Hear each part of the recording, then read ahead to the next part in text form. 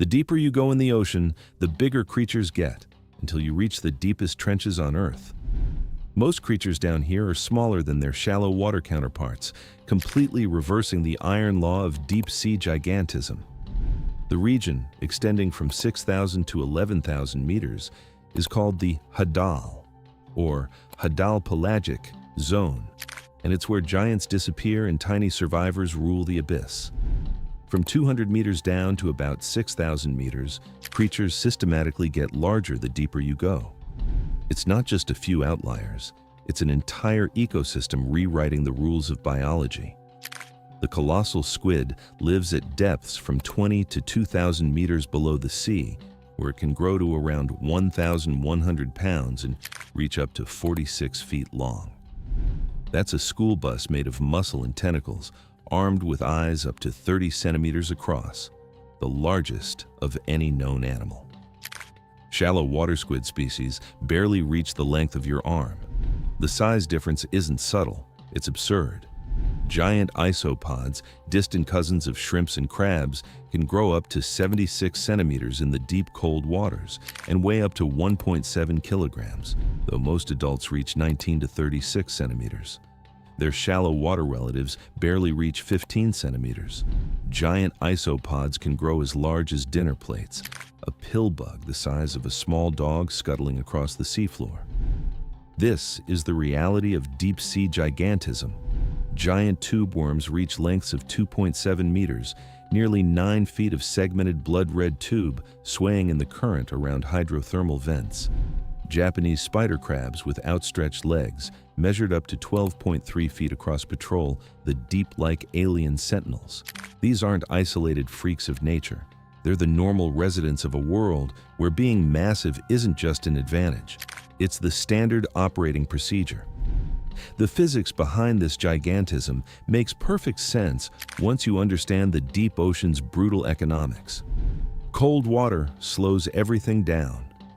Metabolic rates drop to a crawl, which means these giants can survive on scraps of food that would starve their shallow water cousins. In the deep, there's also infinite space and almost no predators large enough to threaten a truly massive creature. If you're a 45-foot squid, what's going to eat you? The answer is basically nothing, except maybe a sperm whale brave enough to dive a mile down for dinner. The deeper you go, the more reliable this pattern becomes.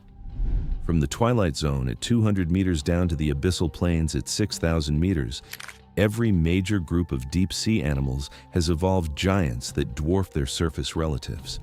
It's so consistent that marine biologists can predict with confidence that any new species discovered in these depths will likely be larger than anything similar living above.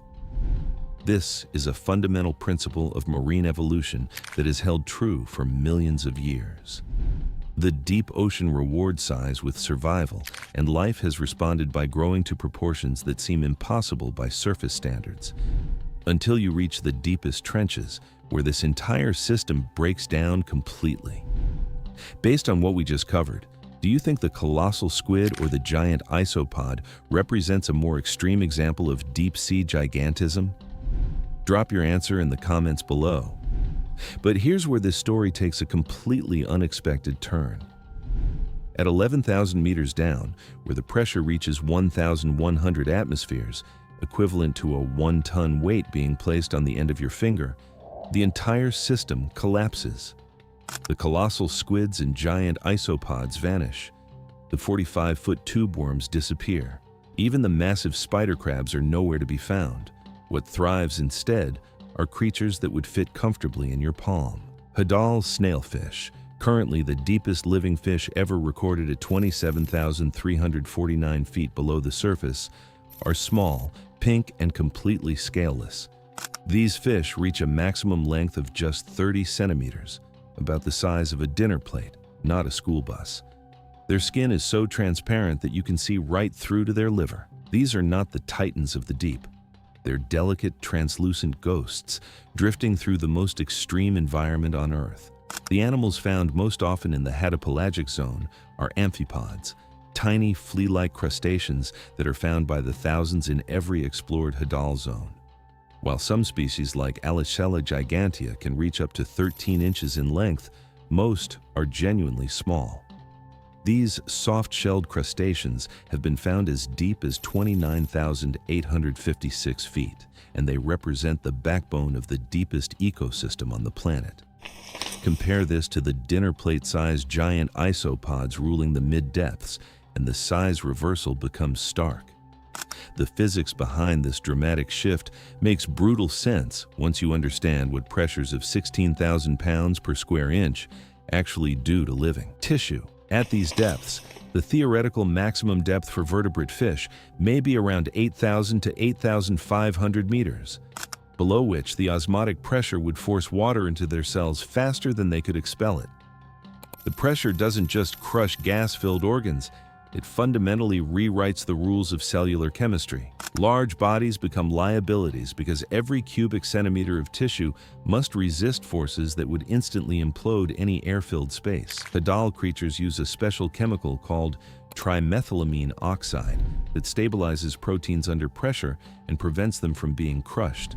But this protection comes at a metabolic cost that scales with body size.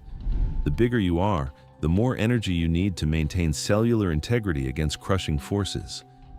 In an environment where amphipods serve as the primary food source, mostly scavenging debris floating from zones above, there simply isn't enough energy available to support massive bodies. The deepest trenches operate on completely different evolutionary economics than the rest of the ocean. Where the abyssal plains reward size with survival advantages, the Hadal zone punishes it with energetic bankruptcy. Instead of gas-filled swim bladders which would collapse under pressure, Hadal snailfish have evolved specialized body compositions that allow them to maintain neutral buoyancy at extreme depths. Every adaptation is about becoming smaller, more efficient, more specialized for survival rather than dominance. This represents one of the most dramatic evolutionary reversals in the entire ocean. The same physics that create giants at moderate depths, cold temperatures, sparse food, and minimal predation, become the forces that eliminate them in the deepest trenches. At 11,000 meters, the ocean stops rewarding size and starts demanding microscopic precision. The abyss belongs not to leviathans, but to tiny survivors engineered for a world where every cell must be a fortress against the crushing weight of an entire planet's worth of water. Subscribe for more deep ocean mysteries.